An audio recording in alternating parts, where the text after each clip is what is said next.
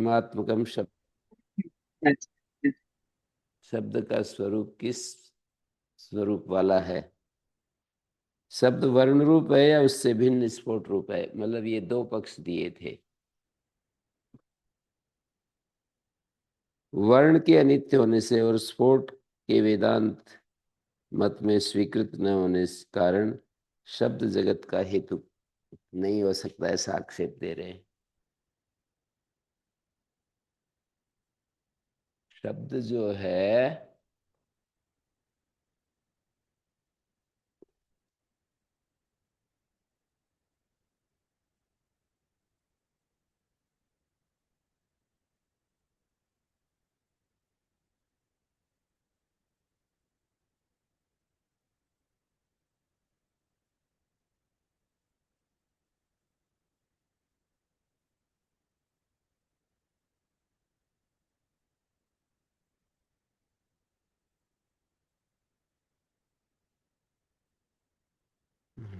तो ये कह रहे थे वर्ण तो अनित्य है। उच्चरित प्रध्वंसी ये शब्द बोलते हैं वर्ण के विषय में। उच्चरित हुआ, नष्ट हो गया। तो और स्फोट को स्वीकार नहीं कर रहे वेदांत मत में, तो शब्द जगत का हेतु हो नहीं सकता। तो ये ऐसे आक्षेप होने पर वैयाकरणों का जो पक्ष है, स्फोट पक्ष को ग्रहण करके और कहा कि स्फोट ही शब्द है। स्फुट्यते वर्णैर्व्यज्यते स्फोट। स्फोट क्या है? जो वर्णों से व्यक्त होता है। वर्णों से व्यक्त होने वाला स्फोट कहलाता है। तो इस व्युत्पत्ति से वर्णों से व्यंग्य, स्फोट व्यंग्य होता है, वर्ण व्यंजक होते हैं। लिखा भी है स्फोटा शब्द ध्वनि शब्द गुणा। तपरस तत्काल सूत्र भाष्य में लिखा है कि स्फोट जो होता है वो शब्द का स्वरूप है और ध्वनि उसका व्यंजक है। व्यंग व्यंजक भाव है ध्वनि और स्फोट के बीच में। वर्ण और शब्द स्फोट के बीच में व्यंग व्यंजक भाव है। वर्ण जो होते हैं वो उसको स्फोट को अभिव्यंजित करते हैं और स्फोट अर्थ का बोध कराता है। वर्णैरभिव्यंजते वर्णैर्व्यज्यते स्फोटा। वर्णों से व्यंग्य अर्थ का व्यंजक। वर्णों से व्यंग्य होता है, वर्ण व्यंजक होते हैं और फिर स्फोट व्यंजक हो जाता है, अर्थ व्यंग्य हो जाता है। तीन लेवल पर बात देखिए। वर्ण व्यंजक, स्फोट व्यंग्य, स्फोट व्यंजक, अर्थ व्यंग्य। स्पष्ट हुआ ना। शब्द, स्फोट और अर्थ, मीमांसक कहते हैं वर्ण और अर्थ, बस। बीच में स्फोट को लाने की क्यों वो कर रहे हो, कोशिश कर रहे हो। वर्णी अर्थ को अभिव्यंजित कर देते हैं।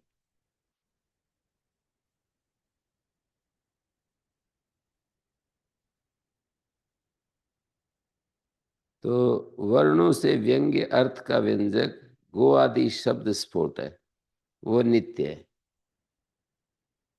गो इत्यादि जो शब्द है ना, वो जो वर्णों से व्यंग्य है वो स्फोट है और वो नित्य है। उसी को शब्द मानकर ये कहा।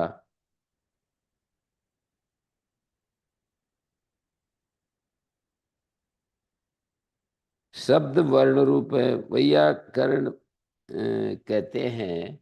मतलब वैयाकरण उस पर दोष देते हैं वर्ण पक्ष में कि शब्द वर्ण रूप है। इस पक्ष में ये दिक्कत है कि योयम गकारा, ये वही गकार है, इस तरह की प्रतिज्ञा होती है, प्रत्यभिज्ञा होती है। तो वर्ण नित्य है।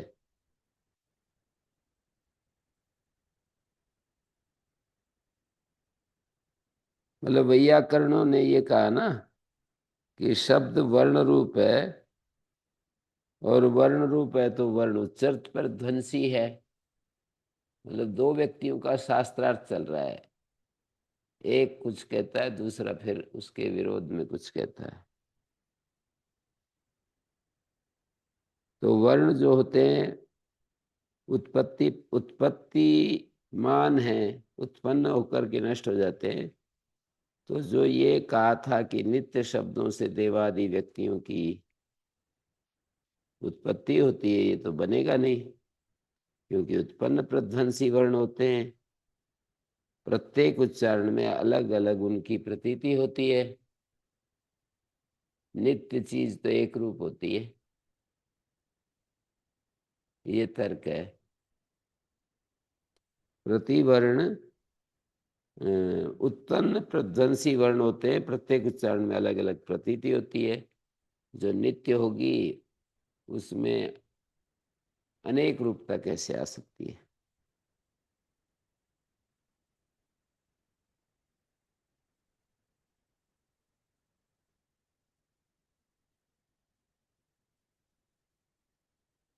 यही मीमांसकों का तो तात्पर्य है कि वो अभिव्यक्ति होती है अलग अलग, पर जिसकी अभिव्यक्ति हो रही है वो तो एक ही रूप है।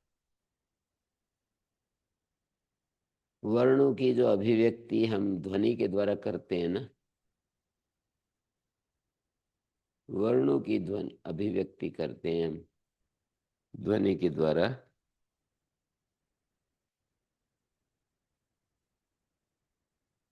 योयम स्वयं गकार है, ये वही गकार है। इस तरह की प्रत्यभिज्ञा होती है, इसलिए वर्ण नित्य है। वर्ण भी नित्य है ना, स्वयं गकार है, इस तरह से हमें ये वही गकार है, ये वही गकार है, वर्ण को नित्य बता दिया।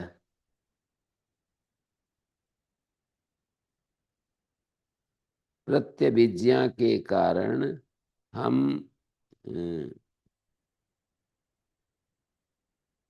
प्रत्यभिज्ञा के कारण हम उसको नित्य कह रहे हैं।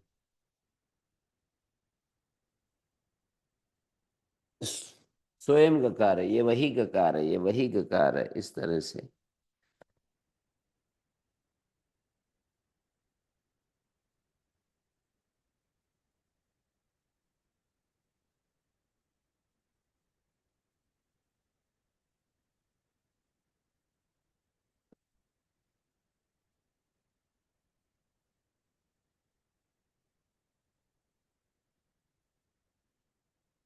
स्वयं गकार है प्रत्यभिज्ञा वर्ण नित्यत्व सिद्धे।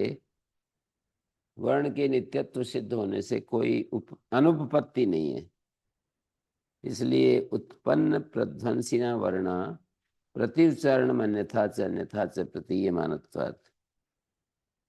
ये उसने कहा तारत्व मंद्रत्वादि विरुद्ध धर्मवत्वेन तारो गकारो मंद्रो गकारो, माने ऊंचे ऊंचे आवाज निकलती है, धीमी आवाज निकलती है।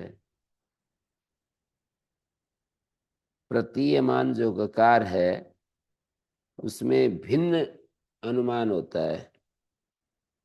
जो प्रत्यभिज्ञा होती है वो गत्व जाति विषयक है, न कि व्यक्ति विषय।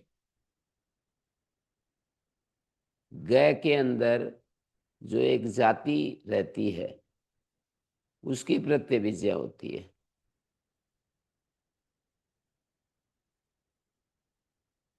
मैंने जो गो बोला और आपने जो गो बोला वो व्यक्ति तो भिन्न भिन्न है, पर उनमें जो जाति रहती है वो एक है। कोई जोर से बोलता है, कोई धीमा बोलता है। तार का मतलब जोर, पैनी आवाज को तार स्वर कहते हैं।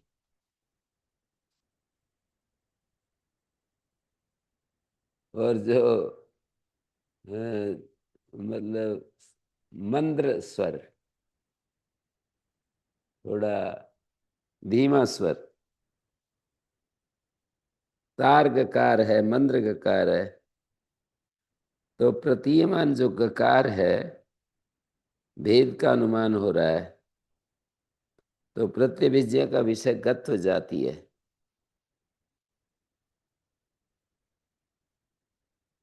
तो किसी ने कहा विरुद्ध धर्म का जो ज्ञान है ध्वनि उपाधिक है।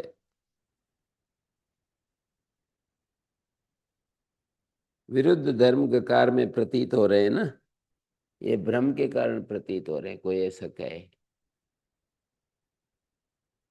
तो बोले कि ये तो नहीं हो सकता। भिन्न विरुद्ध धर्म गकार में प्रतीत होते हैं, वो भ्रम से होते हैं। वो उपाधि व्यंजक भूत ध्वनि के धर्म है, वर्ण में भ्रम से प्रतीत होते हैं तो उपाधि के धर्म। जो व्यंजक उपाधि है ना, उसमें रहने वाले वर्ण में प्रतीत होते हैं। व्यंजक उपाधि में जो धर्म हमें प्रतीत होते हैं, तीव्र स्वर, मंद्र स्वर, ऐसे जो उपाधि में धर्म प्रतीत होते हैं, ध्वनि में प्रतीत होते हैं, वो वर्ण में हमको ऐसा लगता है कि ये वर्ण में ही है तो वो ध्वनि में, पर ऐसा लगता है कि वो वर्ण में है। ध्वनि के द्वारा वर्ण अभिव्यंजित होते हैं और वो वर्ण ही शब्द है, ये मीमांसक कहते हैं।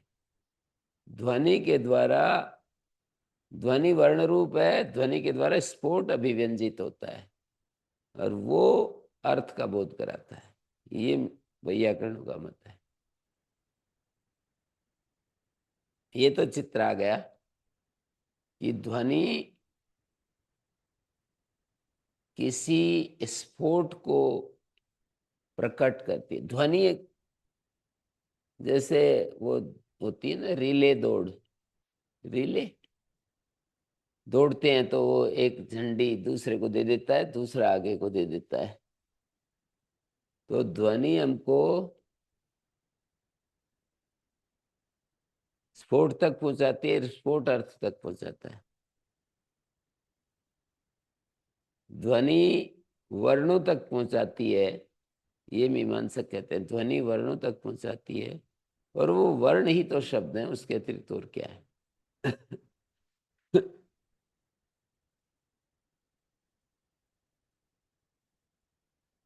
ध्वनि के अलावा नहीं, वर्ण के अलावा और शब्द क्या है। ध्वनि हमें वर्णों तक पहुंचा देती है, वही शब्द है, वही अर्थ को बोध करा देते हैं। वे ध्वनि को स्फोट तक पहुंचाने वाला बताते हैं, ये ध्वनि को वर्ण तक पहुंचाने वाला बताते हैं। वर्ण नित्य है, वही शब्द है।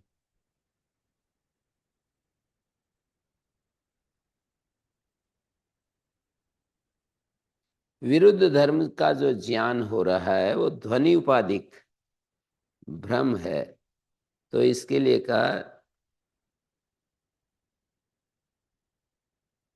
न चाहे वर्ण विषयो अन्यथात्व प्रत्यय मिथ्या जन्म। वर्ण विषयक जो पृथक प्रतीति है वो मिथ्या ज्ञान बाधक प्रत्याभावात, बाधक प्रतीति के अभाव होने से,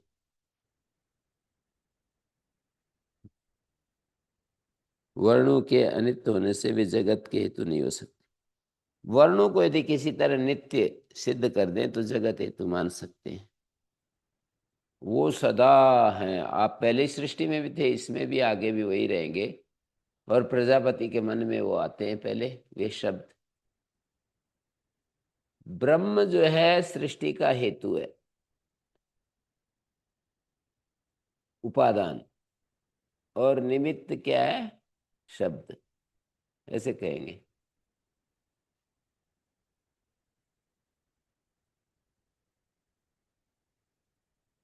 वो एक अलग अर्थ से बताते, अलग तरीके से बताते हैं।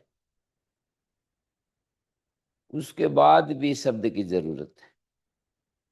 ब्रह्म को निमित्त और उपादान बता देंगे उसके बाद भी शब्द की जरूरत है, विचार की जरूरत है, ईक्षण की जरूरत। वो ईक्षण उसी के अंदर से आता है ना।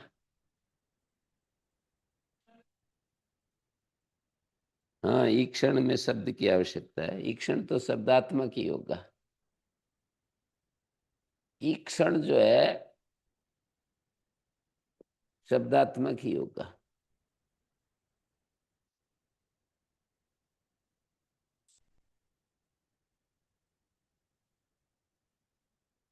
निमित्त उपादान जब बोलते हैं तो शब्द के रूप में निमित्त बन गया, तो वो तो शब्द और उसका जो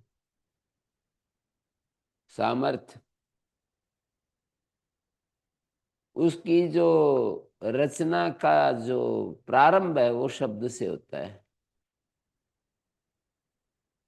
जगत रचना का जो आरंभ है वो ईक्षण से होता है, और ईक्षण में तो शब्द ही होते हैं।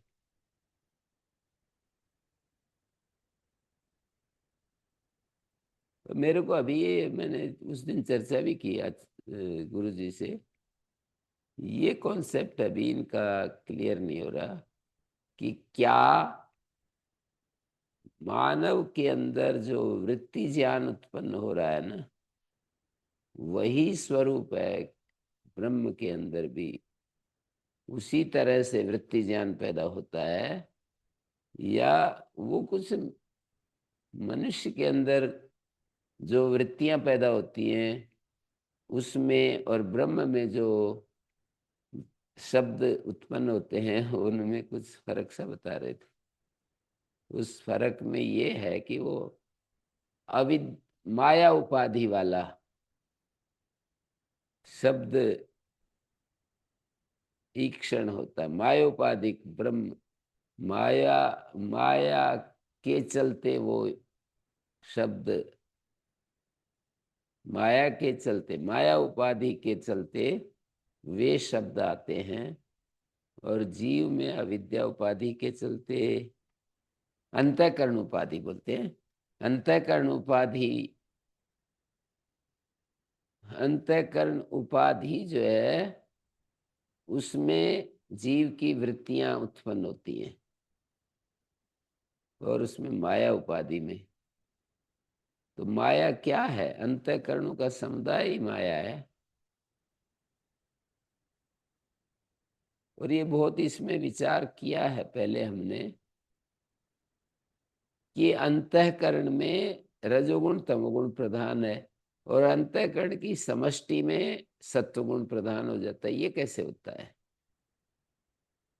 तो इस पर बताते हैं कि एक एक जो इकाई है वो तो अविद्या की प्रधानता वाली है, लेकिन उन समस्त अंतःकरणों की जो समष्टि है वो समष्टि एक अलग ही चीज हो जाती है, वो सत्वगुण प्रधान वाली है। जैसे एक एक वृक्ष को वृक्ष कहते हैं, वृक्षों के समुदाय को वन कहते हैं, वो वन एक अलग। जैसे शरीर के अवयव होते हैं, ये बौद्ध लोग अवयवी को अलग नहीं मानते। उनकी कहना है कि एक एक जो अवयव है ना, बस वही काम कर रहे हैं अवयवी। उन अवयवों के समुदाय से अवयवी बनता है, ऐसा कुछ नहीं। अवयव शरीर में जैसे हाथ पैर आंख नाक कान अवयव हैं, इनके समुदाय को अवयवी कहते हैं। और वो अवयवी अवयवों के मेल मात्र का नाम नहीं है, वो अवयवी अवयवों के समुदाय मात्र का नाम नहीं है। तो क्या है? एक अलग सत्ता, एक अलग सत्ता उत्पन्न हो जाती है अवयवी की। वैदिक लोग, बौद्ध लोग कहते हैं कि अवयवी कोई अलग सत्ता नहीं। इस पर बड़ा डिबेट चलता है। न्याय दर्शन में तो बहुत ही ज्यादा इसका विस्तार से वर्णन है कि अवयवी की सत्ता है, अवयव से अतिरिक्त अवयवी की सत्ता है। तो अंतःकरण अवयव रूप है, मान लो अंतःकरणों की जो समष्टि है वो हिरण्यगर्भ आदि के रूप में प्रस्तुत होती है, उसमें अज्ञान नहीं है, मिथ्या ज्ञान है। वो एक एक अंतःकरण में है, पर अंतःकरणों का जो समुदाय है उसमें मिथ्या ज्ञान नहीं है। तो अंतःकरणों का समुदाय जो अवयवी समुदाय, एक अवयवी अलग पदार्थ हो जाता है, तो उसमें मिथ्या ज्ञान नहीं है। अवयवों का समुदाय जीव, ये जो अंतःकरण है, अंतःकरण उपाधिक जीव है, अंतःकरण की समष्टि ही हिरण्यगर्भ है, उसमें मिथ्या ज्ञान नहीं है। अंतःकरण में मिथ्या ज्ञान है और अंतःकरण की समष्टि में मिथ्या ज्ञान नहीं है, क्योंकि वो एक अलग अवयवी पदार्थ हो जाता है।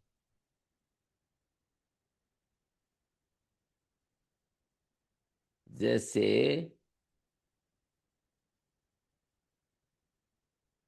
एक एक जल तो दूषित है, पर उन दूषित जलों को यदि समष्टि कर दिया जाए तो एक अलग पदार्थ हो जाए और फिर उसमें दूषण दूषण ना हो, ऐसी एक व्यवस्था बता रहे हैं।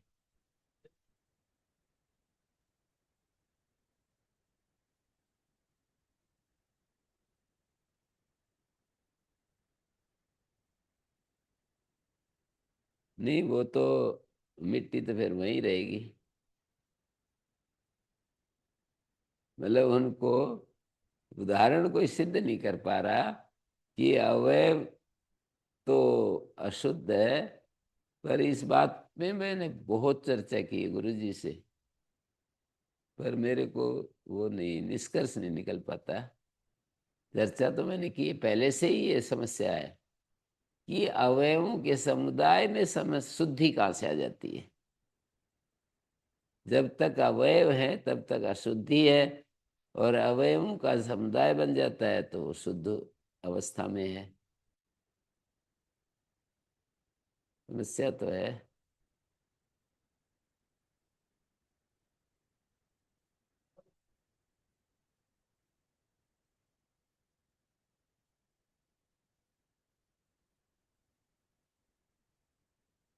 हाँ।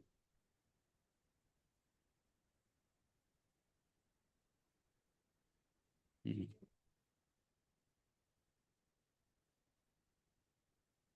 हैं?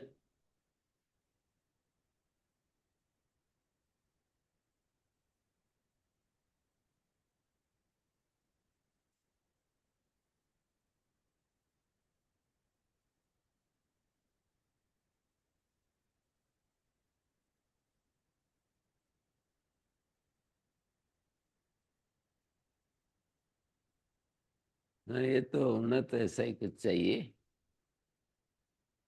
होना तो कुछ ऐसा ही चाहिए कि वो एक अलग चीज है, पर हम समझ नहीं, हमारे को समझाने के लिए उस कि वो समष्टि रूप है। हैं?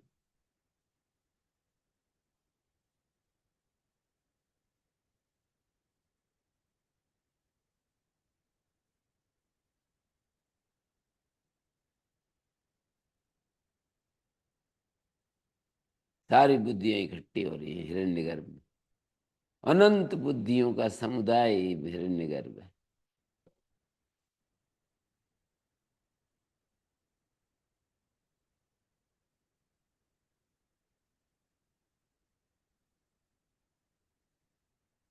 ईश्वर की सर्वज्ञता इस रूप में तो समझ में आती है। वो उस दिन भी कह रहे थे गुरु जी कि हम सब जगह हम, मतलब हम एक एक जीव रूप में हैं, और जीवों में सर्वत्र ईश्वर की व्याप्ति है। तो हम जो जानते हैं वो ईश्वर ही जान रहा है ना, इसलिए सर्वज्ञ है वो।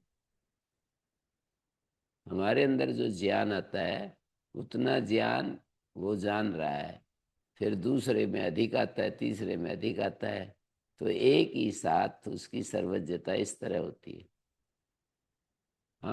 मैंने एक कुछ चीज जान रहा हूँ, आप भी उसी समय बहुत सारे लोग जान रहे हैं, तो ईश्वर की सर्वव्यापकता और सर्वज्ञता, सर्वव्यापकता तो हो गई कि सारे जीवों में वो व्यापक है। सर्वज्ञता ऐसे होगी कि हम सब जो जो जानते हैं वो ईश्वर भी जान रहा है ना, हमारे माध्यम से ही। हमारे अंदर जो जान रहा है उसका ज्ञान हमसे कोई अलग ज्ञान थोड़ी होता है।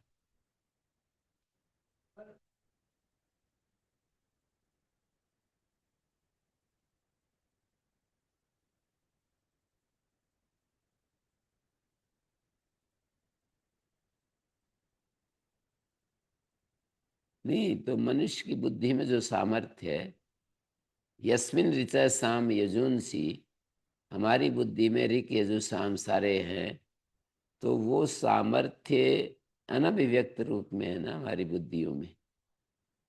सामर्थ्य है, वही सामर्थ्य का जब प्राकट्य होता है तो उसको जानना कह देते हैं। जानना तो और क्या है,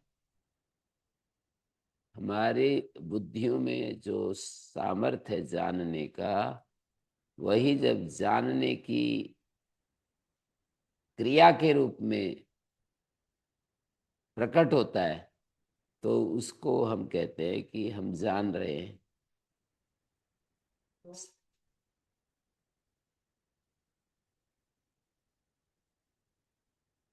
हाँ, ईश्वर की सर्वज्ञता हमारे अंतःकरण में अंश अंश में प्रकट होती है, लेकिन इसके अलावा भी उसकी सर्वज्ञता तो लगती है। अंतःकरणों में जितना ज्ञान होता है,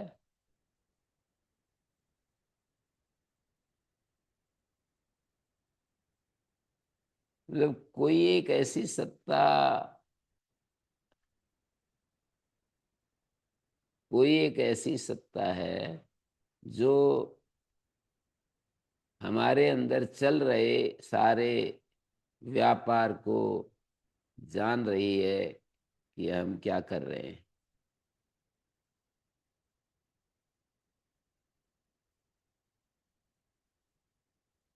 इन विषयों पर वो मतलब वर्षों तक कोई प्रामाणिक व्यक्ति है ना, उसके साथ कुछ चर्चा करे तो कुछ निष्कर्ष निकल सकता है। मतलब ये एकदम से वो गुरुजी एक बात कहते हैं कि हम क्या जानेंगे, बस प्रमाण से हम जानते हैं। प्रमाण यदि मिल गया तो ठीक है, नहीं तो हम तो कल्पना ही करेंगे बस।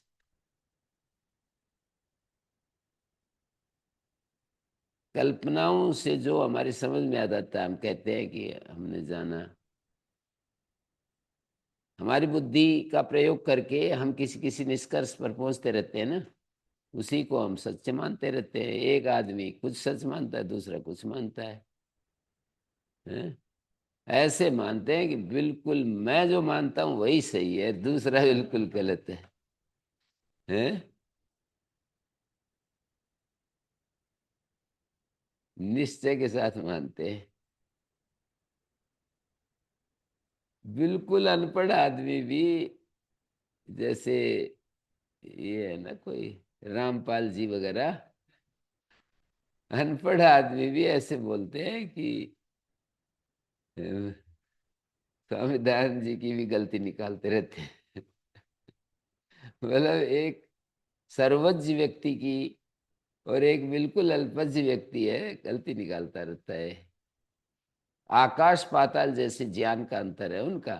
पर वो आचार्य शंकर जैसा व्यक्ति या स्वामी दयानंद जी जैसा ही कोई दूसरा व्यक्ति गलती निकाले तब तो ठीक है, पर ये सामान्य आदमी भी गलती निकालता है और ऐसे करता है कि बिल्कुल मैं सब समझता हूँ, वो बिल्कुल एकदम परफेक्ट है, और उनका नहीं है।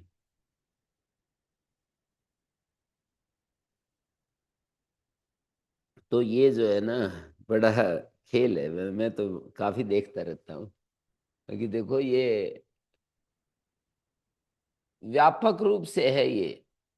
स्वामी दयानंद जी के अनुयायी है ना वो, आचार्य शंकर का खंडन करते रहते हैं, जैसे कि सुनी सुनाई बातों को ऐसे लगता है कि बस जो स्वामी दयानंद ने कुछ निष्कर्ष सामने रखे ना, उनको ऐसे बोलते हैं कि जैसे बिल्कुल एकदम हमने इसको परफेक्शन में जाना है। तो कोई भी जो शास्त्र बिल्कुल नहीं पढ़े हैं, ब्रह्मा कुमारी वाले अब जो स्वरूप रखते हैं ना शिव बाबा का, कुछ अलग ही प्रकार का, बिल्कुल इस दुनिया से अलग है वो कहीं, और वहां से सब कुछ जानता है। और इतने पढ़े लिखे शिवानी बहन जैसे बहुत सुपठित व्यक्ति भी बिल्कुल उसको ऐसे ही समझते हैं। ये तो चलता है। तो देखिए, मैं फिर हमें पढ़ने की जरूरत पड़ रही है। ये ऐसा नहीं कि इसको हमें समाप्त करना है, इस विषय को अच्छे से समझना है, इसलिए मैं दोबारा दोबारा छेड़ता हूँ। ये तो इन्होंने कह दिया शब्द पूर्वक सृष्टि है, ये तो पकड़ में आएगी बात। शब्द पूर्वक सृष्टि है, ये तो पकड़ में आ गई। वो शब्द क्या है? किमात्मकम पुनः शब्दम अभिप्रेतिदम शब्द प्रभवत्वम उच्यते स्फोटम इत्याह। वर्ण पक्षे ही तेषाम उत्पन्न प्रध्वंसित्वा नित्येभ्य शब्देभ्यो देवादि व्यक्तीनां प्रभवा इति अनु। नित्य शब्दों से देवादि की उत्पत्ति हुई है। ये नित्य शब्द बीच में क्यों? अनित्य शब्दों से नहीं हो सकती। अनित्य शब्दों से होगी तो हर सृष्टि में एक रूपता नहीं हो पाएगी, है? अभी कुछ शब्द आ रहे हैं, फिर कुछ और शब्द आ जाएंगे, वही शब्द कैसे आएंगे? तो यदि नित्य शब्द न माने, शब्दों को अनित्य मान ले, तो अनित्य शब्दों से सृष्टि की उत्पत्ति हुई, ये चलेगा नहीं। क्योंकि ये भी मानते हैं कि इस समय जो सृष्टि चल रही है, वो सृष्टि, इस समय जो सृष्टि चल रही है वो बिल्कुल ऐसी ही सूर्या चंद्रमसौ धाता यथा पूर्व अकल्पयत। सूर्य को बनाता हूँ, चंद्रमा को बनाता हूँ, तो सूर्य जैसा है उसको अभी इस बार बनाया, पहले भी वैसे ही बनाया था, आगे भी वैसे ही बनाएगा। तो नित्य शब्दों से देवादि व्यक्ति का प्रभाव उत्पन्न ध्वंसिनस्य वर्ण प्रत्युच्चारण अन्यथा अन्यथा च प्रतीयमानत्वात्।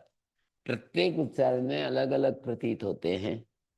तथा ही अदृश्यमानो भी पुरुष विशेषो अध्ययन ध्वनि श्रवणादे विशेष तो निर्धारित थे।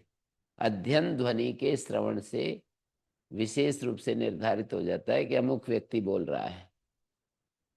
देवदत्तो एवं अधीते जदत्तो न चाहे वर्ण विषय अन्यथात्व प्रत्ययो नित्या ज्ञान। कहते ये जो वर्ण विषय का अन्यथात्व प्रतीति है, इसको मिथ्या ज्ञान कह सकते हैं। बोले बाधक प्रतीति नहीं है हमारे पास। हम्म।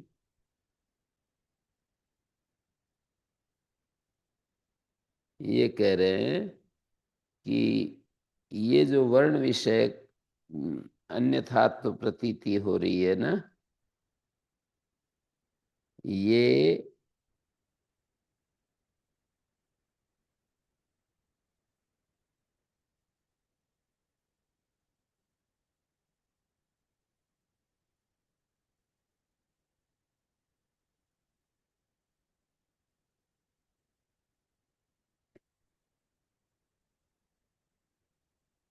न च ऐसा हटा रहे हैं कि वर्ण विषयक जो अन्यथात्व प्रतीति है, ये तो मिथ्या ज्ञान है।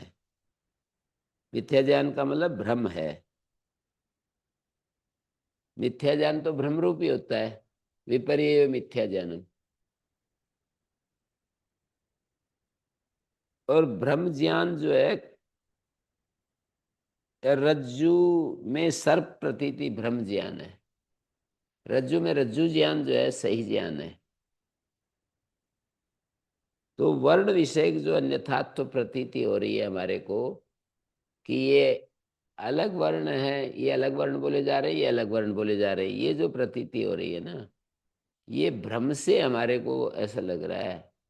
ध्वनियां अलग अलग उन शब्दों को प्रकट कर रही हैं, इसलिए अलग अलग लग रहा है। वास्तव में तो ये अलग है नहीं। तो इन्होंने कहा कि ऐसा तो नहीं कह सकते, ऐसा नहीं कह सकते कि ये मिथ्या ज्ञान है, भ्रम ज्ञान है, जो अलग अलग प्रतीत हो रहा है ना हमें। देवदत्त जब मंत्र बोलता है कमरे में, और बाहर से सुनकर हम कह देते हैं ये देवदत्त की ध्वनि है, और यजरत बोलता है तो कह देते हैं कि ये यजरत की ध्वनि है। और इसको कह रहे हैं कि ये वर्ण विषयक जो अलग प्रतीति हो रही है, ये मिथ्या ज्ञान है, ऐसा नहीं कह सकते। बाधक प्रत्याभावात है, बाधक प्रतीति के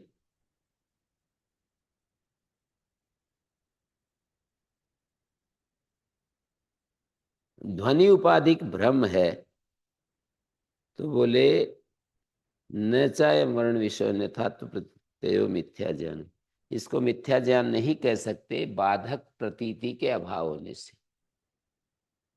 बाधक प्रतीति का मतलब बाद में हमारे को वहां तो रज्जू को रज्जू देख लेते हैं, तो हम कहते हैं कि भाई ये रज्जू है, सर्प नहीं है। अब यहाँ पर देवदत्त जो बोलता है, यजरत जो बोलता है, बाद में भी वही रहता है, पहले भी वही रहता है। ऐसा थोड़ी होता है कि वो जो भिन्न प्रतीति हो रही है वो बाधित हो जाती है। बाधक प्रतीति का अभाव है कि हमारे को इस समय तो देवदत्त यजदत्त की ध्वनि अलग दिखाई दे रही है, लेकिन बाद में ये एक ऐसी ध्वनि है जो बिल्कुल इसको बाध लेती है। ऐसी कोई प्रतीति, ऐसा कोई बाधक प्रत्यय नहीं आता है व्यवहार में। हमेशा वो भेद ही रहता है, भेद बना ही रहता है, ऐसा कह रहे हैं। जैसे वर्णेभ्य अर्थावगति युक्ता नहीं एक एक वर्ण अर्थम प्रत्यायित व्यभिचारात। अब इन्होंने ये बात जो कही है, एक वर्ण से अर्थ प्रतीति नहीं होती है व्यभिचार होने से, वर्णांतर वैयर्थ प्रसंगात से। एक वर्ण से अर्थ प्रतीति हो जाए तो दूसरे वर्ण हम बोल क्यों रहे हैं? तो एक एक वर्ण तो शब्द नहीं है, तो वर्णों का समुदाय शब्द है क्या? वर्णों का क्रम विशेष में जो समुदाय है ना, उसको वो मानना पड़ेगा शब्द।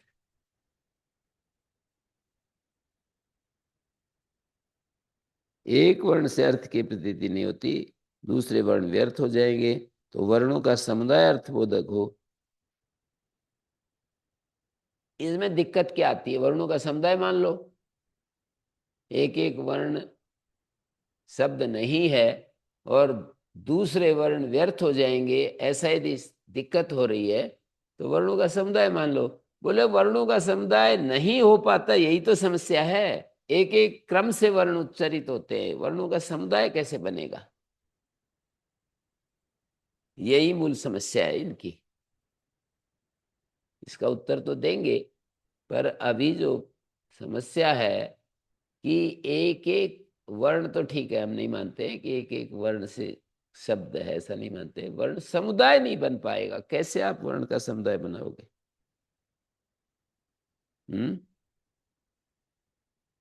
क्षणिक है वर्ण, एक एक क्षण में उत्पन्न होते हैं और वो समुदाय बनता नहीं है।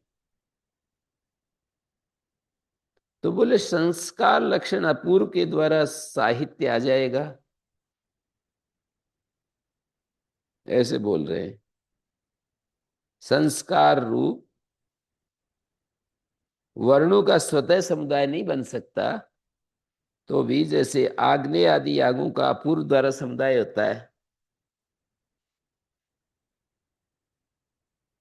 आग्नेय याग किया हमने,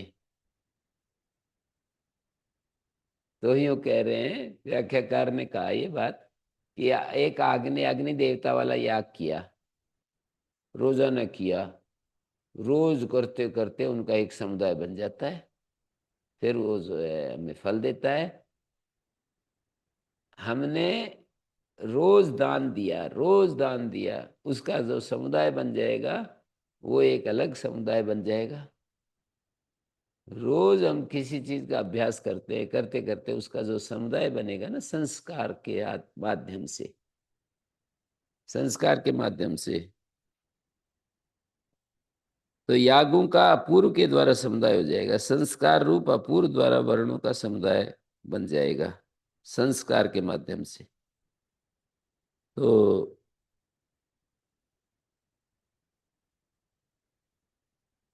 क्या ये संस्कार वर्णों के उत्पन्न, वर्णों से उत्पन्न अपूर्व संजक संस्कार है, या वर्ण अनुभव से अन्य भावना संजक संस्कार है? अब दो विचार सामने आए। किमयम संस्कारो वर्णैर्जनितो अपूर्वाख्या कसित, या वर्णानुभव जनितो भावनाख्या? क्या अंतर हुआ? अपूर्व रूप ये संस्कार होता है या भावना रूप संस्कार होता है? क्या अंतर समझे इसमें दोनों में?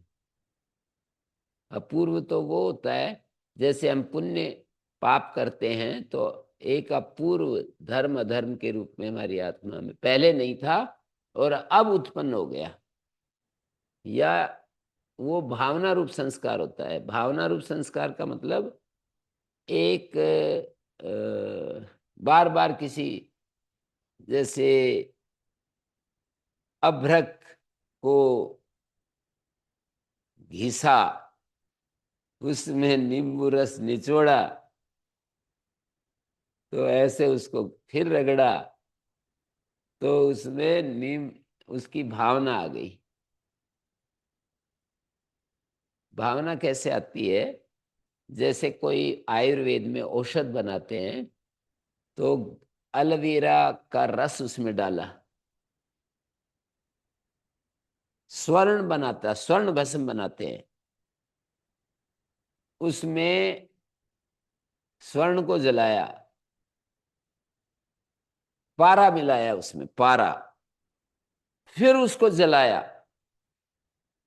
पारा मिलाया, और उसको हाई टेम्परेचर पर उसमें हांडी में या किसी पात्र में, बोतल में, कांच के बोतल में जो टूटती नहीं है, इतने हाई टेम्परेचर पर कि 10 दिन तक भी बिल्कुल, मैंने देखा अपनी आंखों से, चिलकते हुए अंगारों में उसको डालते हैं, कोयलों के अंगारों में, और वो जल जाएगा। फिर उसको रगड़ते हैं, फिर रगड़ते हैं उसमें कुछ और द्रव्य डाल करके, फिर वो, फिर दोबारा उसको अग्नि पर चढ़ाते हैं, फिर रगड़ते हैं, कुछ भावना ऊपर से कुछ पदार्थ डालते रहते हैं, उसकी भावना देते रहते हैं।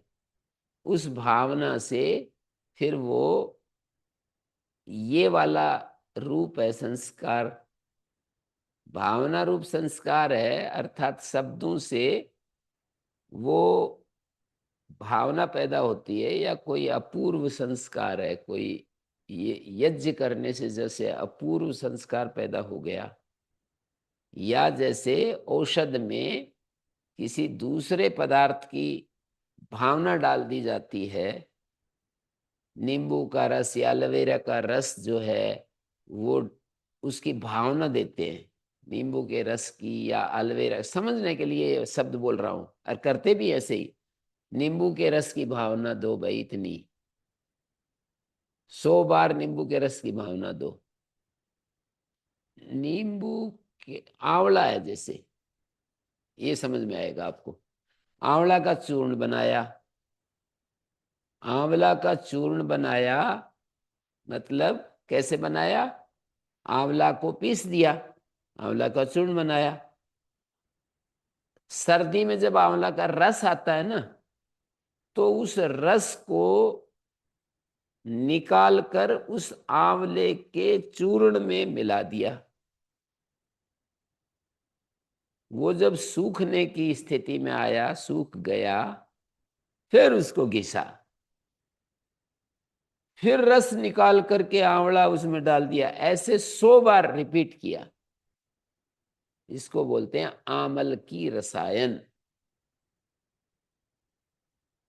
आमल की रसायन बन गया वो। इससे बहुत ज्यादा उसमें गुण बढ़ जाता है। आंवले आंवला का जो गुण था ना, वो सैकड़ों गुना उसमें बढ़ा दिया, भावना दे दे करके। अब आपको चित्र तो आया होगा ना कि आंवला का चूर्ण, आंवले के रस की ही भावना, किसी दूसरे पदार्थ की भावना नहीं। आंवले का रस ही आंवले के चूर्ण में डाला और घिसा। दूसरे की भी डालते होंगे किसी में, मेरे को तो आयुर्वेद का इतना ज्ञान नहीं, पर मैं तो केवल प्रक्रिया बता रहा हूं कि जैसे नींबू के रस की भावना सुनी मैंने कि वो स्वामी जी कोई चीज बनाते थे, जैसे अदरक बस बनाते हैं तो उसमें किसी दूसरे एलोवेरा की भावना या नींबू के रस की भावना आदि देते हैं। तो उसकी भावना देते देते तो ये पूछा है यहाँ प्रश्नकर्ता ने, ये संस्कार वर्णों से जो उत्पन्न होता है, ये कोई अपूर्व नामक चीज है या वर्णानुभव से जनित भावना है? ये वर्णों के अनुभव से पैदा हुई कोई भावना रूप है?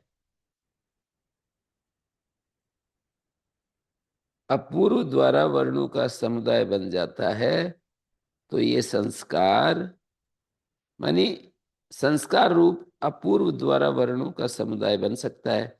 तो ये संस्कार वर्णों से उत्पन्न अपूर्व संज्ञक संस्कार है या वर्णानुभव से जन्य भावना संज्ञक संस्कार है? तो बोले पहला तो नहीं हो सकता। क्यों?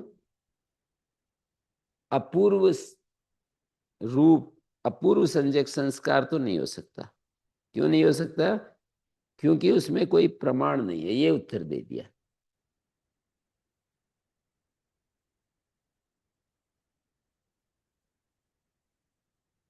कोई अपूर्व संज्ञक संस्कार बनता है शब्दों को सुनकर, कोई अपूर्व नामक संस्कार पैदा होता है। मतलब एक एक वर्ण को सुनकर इन्होंने कहा ना कि मैम संस्कारो वर्ण ही जनितो अपूर्वाख्या, तो कहते ये तो नहीं हो सकता क्योंकि उसमें कोई प्रमाण नहीं है। कोई प्रमाण हमको ये बताए कि भाई वर्णोच्चारण से एक संस्कार पैदा होता है, अपूर्व नामक संस्कार, और वही अर्थबोध कराता है। फिर वो अपूर्वाख्य जो संस्कार पैदा होता है वही फिर अर्थबोध कराता है। ऐसी प्रक्रिया बताने वाला कोई प्रमाण नहीं।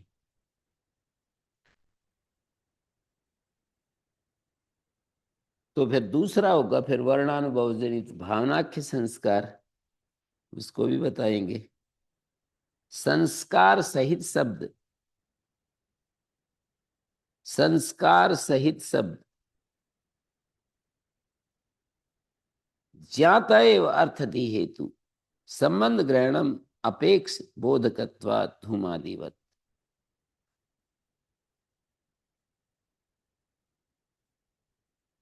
ये संस्कार अज्ञात होकर अर्थ का ज्ञान कराता है या ज्ञात होकर, कोई ऐसा पूछेगा? अपूर्व संज्ञक संस्कार अर्थबोध कराता है। शब्द वर्ण वर्ण सुनते हैं तो कह रहे हैं कि वो एक अपूर्व संज्ञक संस्कार हमारी बुद्धि में आता है, वो अर्थबोध कराता है।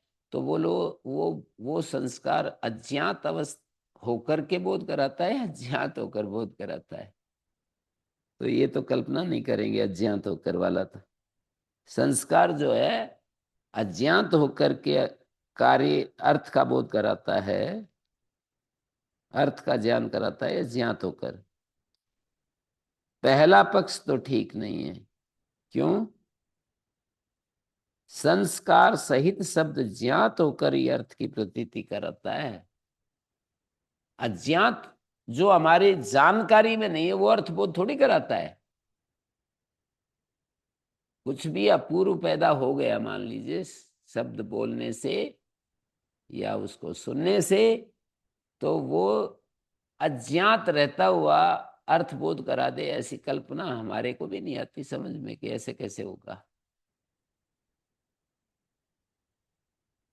संस्कार सहित शब्द और शब्द का संस्कार ज्ञात होकर ही अर्थ की प्रतीति कराएगा, क्योंकि धूम के समान संबंध ग्रहण की अपेक्षा रखकर ही बोधक होता है। जैसे धुआं अग्नि के साथ संबंधित होकर के अर्थबोध कराता है, तो ऐसे ही वो जो संस्कार सहित शब्द है ज्ञात होकर के अर्थबोध कराता है, ऐसा अनुमान।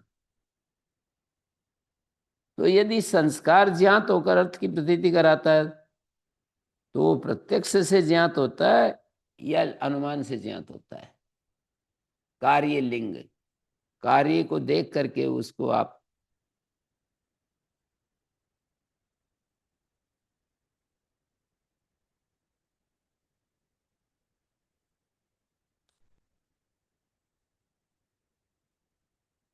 संस्कार वर्णों से पैदा हुआ अपूर्वाख्य है या वर्णानुभव जनित भावनाख्य है, पहला तो नहीं हो सकता, अपूर्वाख्य नहीं हो सकता प्रमाणाभावात।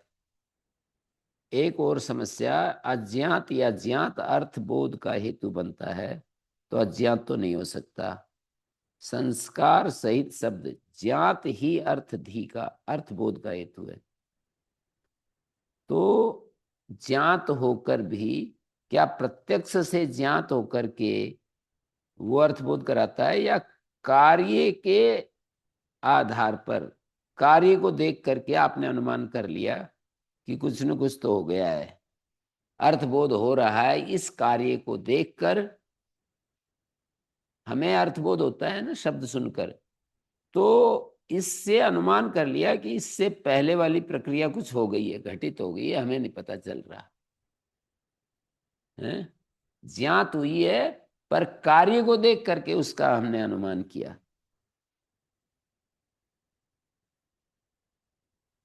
न च पूर्व पूर्व वर्ण अनुभव जनित संस्कार सहित अंत्य वर्ण से प्रतीतिरस्ति अप्रत्यक्षत्वात् संस्कारण। कहते पूर्व पूर्व वर्ण के अनुभव से पैदा हुए संस्कार से सहित जो अंत्य वर्ण होगा, हम बोलते जाते हैं एक एक वाक्य, तो पूर्व पूर्व वर्ण के अनुभव, ये बुद्धि बहुत फास्ट काम करती है, सबको जोड़ देती है। पूर्व पूर्व वर्ण के अनुभव से जनित संस्कार सहित अंत्य वर्ण की प्रतीति होती नहीं, क्योंकि संस्कार जो है वो अप्रत्यक्ष है।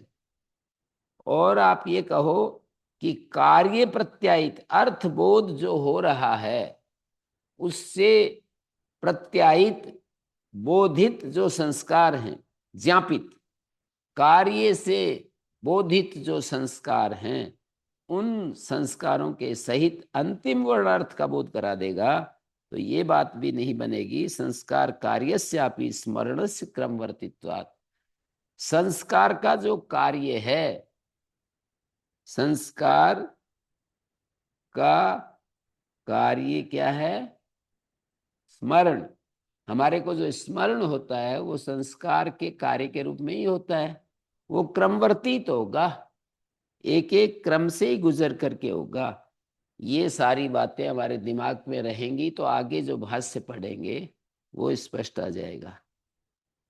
संस्कार कार्यस्यापि स्मरणस्य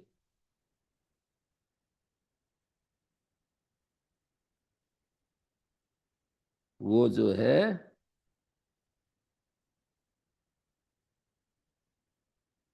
संस्कार कार्य से, संस्कार का जो कार्य जो स्मरण है वो भी क्रमिक है, इसलिए हमने कहा स्फोट ही शब्द है। वर्णों को शब्द हम इसलिए नहीं मानते, ये समस्याएं हैं, इसलिए स्फोट को शब्द मानते हैं।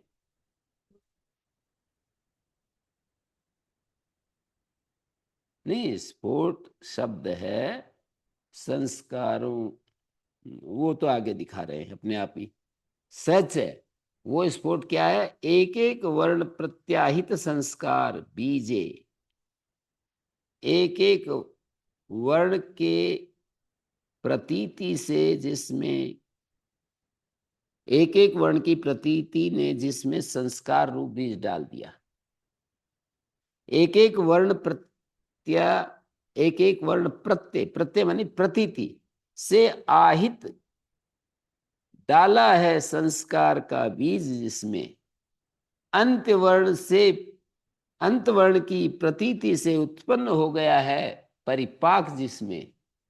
परिपाक मानी पूरा शुद्धतम रूप आ गया एक। जो चित्त है हमारा, बुद्धि है, परिपाक हो गया है जिस, ऐसी ऐसी जो हमारी बुद्धि है। ये प्रत्ययिनी का विशेषण है दोनों। एक एक वर्ण की प्रतीति से आहित डाल दिए हैं संस्कार के बीज जिसमें ऐसी बुद्धि, और अंत वर्ण की प्रतीति से उत्पन्न हो गया परिपाक जिसमें ऐसी बुद्धि। बुद्धि के विशेषण है दो। एक एक वर्ण के प्रतीति से जो संस्कार बुद्धि में आ गए, और अंत वर्ण की प्रतीति से परिपाक हो गया है उन संस्कारों का। ऐसी बुद्धि में एक प्रत्यय विषयतया, एक प्रतीति के रूप में झट से प्रतीति हो जाती है। कैसे, कैसी बुद्धि में ये सब होता है?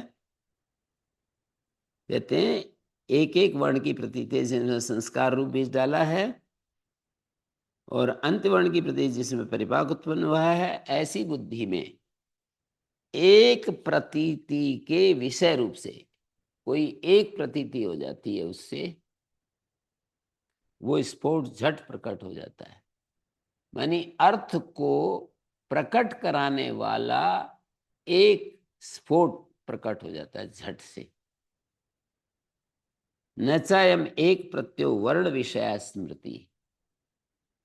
अब कह रहे हैं कि इसको आप वर्ण विषय की स्मृति क्यों नहीं कहते, आप अलग से एक स्फोट नाम क्यों दे रहे हो? मीमांसक वाली जो शैली है उस रूप में क्यों नहीं मानते? कहते वो नहीं हो सकता। एक प्रतीति वर्ण विषय की स्मृति नहीं है, क्योंकि वर्ण अनेक होने से एक प्रतीति के विषय नहीं हो सकते। एक प्रत्यो वर्ण विषया स्मृति, वर्णानाम अनेकत्वात् एक प्रत्यय विषयत्व अनुपत्ते। एक प्रतीति का विषय कैसे बनेंगे? उनका समुदाय तो बन नहीं सकता। तस्य च प्रत्युच्चारण प्रत्यभिज्ञायमानत्वात् नित्यत्वम्। और जो वो स्फोट है, कह रहे हैं वर्णानाम अनेकत्वात्, वर्ण अनेक हैं, एक प्रतीति के विषय नहीं बन सकते। और स्फोट प्रत्युच्चारण में हमें वो आ रहे हैं। स्फोट जो है प्रत्यभिज्ञायमान है, प्रत्यभिज्ञा युक्त हो रहा है स्फोट, तो इसलिए वो नित्य है। भेद प्रत्यय से वर्ण विषयत्वात्, जो भेद प्रतीति हो रही है ना अलग अलग, वो तो वर्ण विषय का, स्फोट में भेद प्रतीति नहीं है। हमारी बुद्धि में स्फोट होता है, उसमें भेद प्रतीति नहीं। भेद प्रतीति जो होती है कि ये अलग बोल रहा है, ये अलग बोल रहा है, ये तो सब वर्ण विषय का है।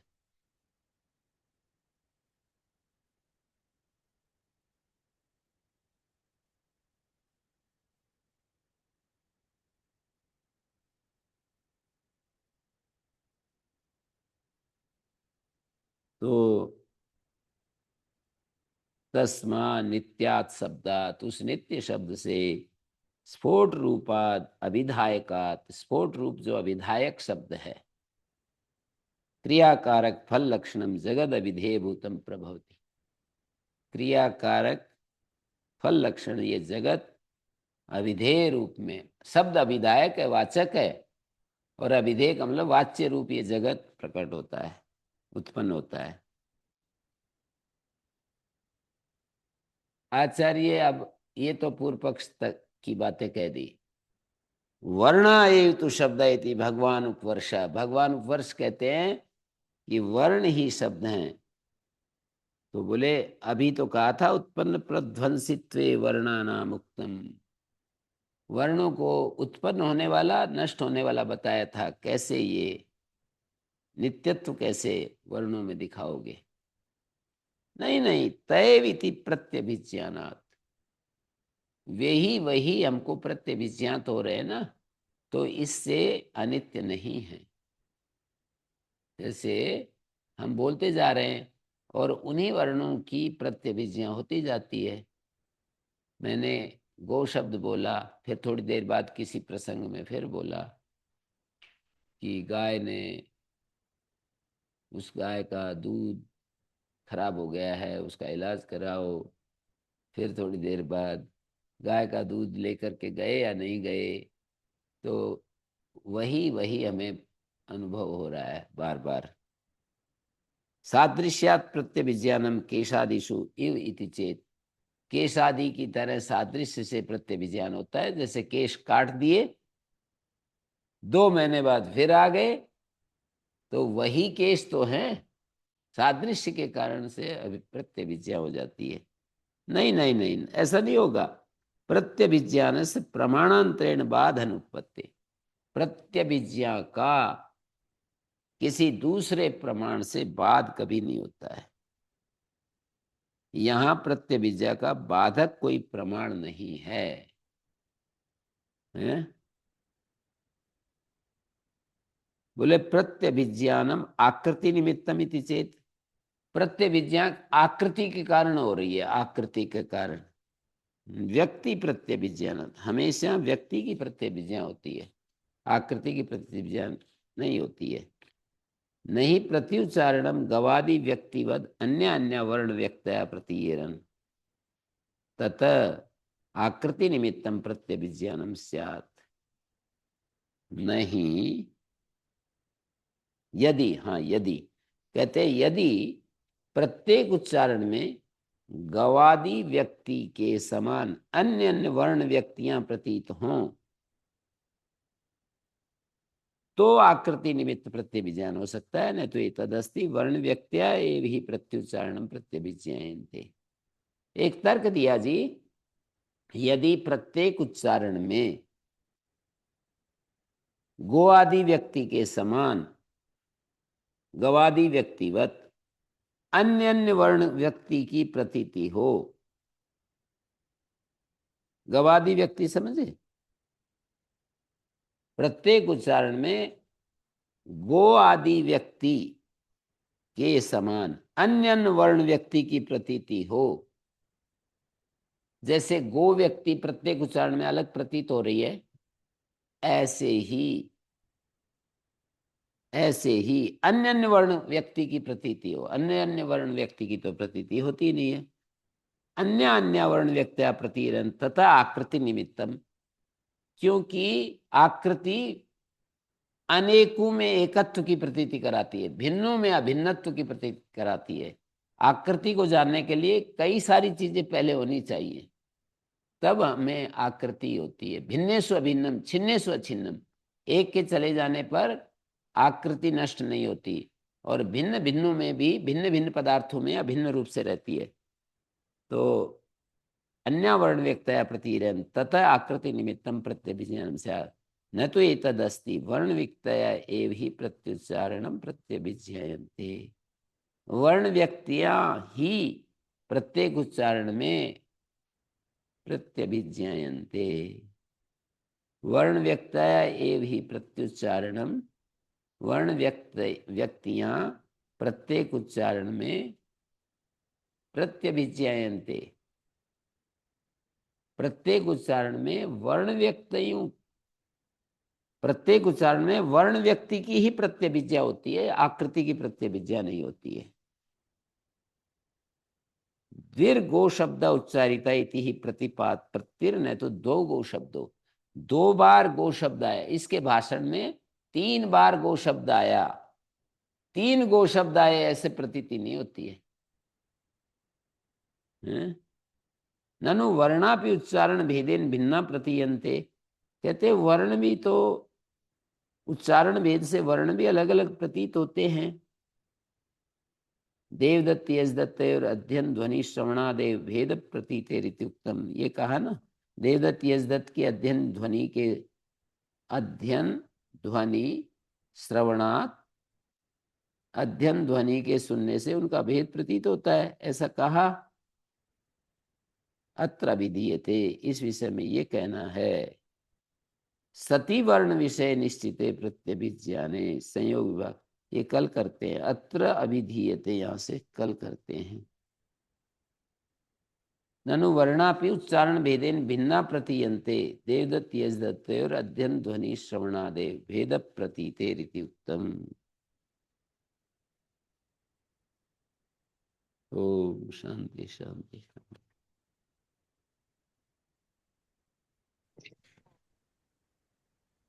प्रणाम गुरुजी। ओम प्रणाम ओम गुरुजी।